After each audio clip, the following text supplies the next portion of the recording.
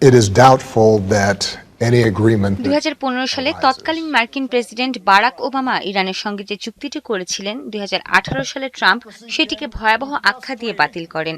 ওবামার joint comprehensive plan of action নামে পরিচিত 160 পৃষ্ঠারও বেশি দীর্ঘ ওই চুক্তিতে ইরানের পারমাণবিক কর্মসূচি কঠোরভাবে নিয়ন্ত্রণ করার সুনির্দিষ্ট লক্ষ্যমাত্রা ছিল। অন্যদিকে ট্রাম্পের বর্তমান সমঝোতা স্মারক কোনো চূড়ান্ত চুক্তি নয়, এটি মাত্র 1.5 পৃষ্ঠার একটি 14 দফার রূপরেখা যা কয়েক সপ্তাহের আলোচনার পর তৈরি হয়েছে। গত 4 মাস ধরে চলা যুদ্ধ বন্ধে একটি পূর্ণাঙ্গ চুক্তি বাস্তবায়নে এটি 60 দিনের একটি আলোচনার সময়সীমা বেঁধে দিয়েছে। ওবামার আলোচনাটি ছিল দ্বিপাক্ষিক। তিনি প্রায় 2 বছর ধরে চীন, ফ্রান্স, জার্মানি, রাশিয়া, ব্রিটেন ও ইউরোপীয় ইউনিয়নকে সঙ্গে নিয়ে এই চুক্তিটি করেছিলেন।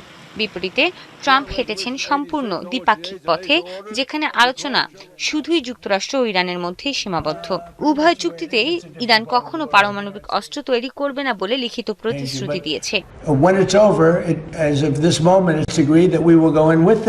এছাড়া ওবামার চুক্তিতে কঠোর আন্তর্জাতিক পরিদর্শনের ব্যবস্থার কথা থাকলেও ট্রাম্পের বর্তমান সমঝোতা স্মারকে ভবিষ্যতে এমন কোনো পরিদর্শনের উল্লেখ নেই। নিষেধাজ্ঞা প্রত্যাহার ও অবরুদ্ধ অর্থ ফেরত পাওয়ার ক্ষেত্রেও চুক্তি দুটি ভিন্ন। ওবামা প্রশাসন সুনির্দিষ্ট শর্ত ও ইরানের প্রতিটি পদক্ষেপ যাচাই করার পর ধাপে ধাপে নিষেধাজ্ঞা শিথিল করেছিল, কিন্তু ট্রাম্পের সমঝোতা স্মারকে শুরুতেই ইরানকে বড় ছাড় দেওয়া হয়েছে। এর ফলে ইরান অবিলম্বে তেল রপ্তানির সুযোগ পাচ্ছে। এছাড়া বিলিয়ন বিলিয়ন ডলারের জব্দ করা অর্থ ফেরত দেওয়ারও পথটি উন্মুক্ত করেছে, যার সুনির্দিষ্ট সময়সীমা এখনও অস্পষ্ট। এমনকি ট্রাম্প প্রশাসন ইরানের অর্থনৈতিক উন্নয়নের জন্য মধ্যপ্রাচ্যের মিত্রদের সঙ্গে নিয়ে $300 বিলিয়ন একটি তহবিল গঠনের কথা বলেছে, যার শর্তাবলী এখনো ধোঁয়াশার মধ্যেই রয়ে গেছে।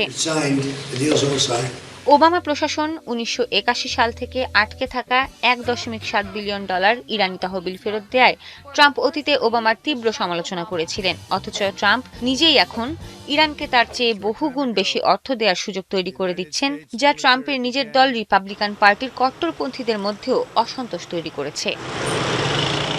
সৃষ্টি ঘটক, 71।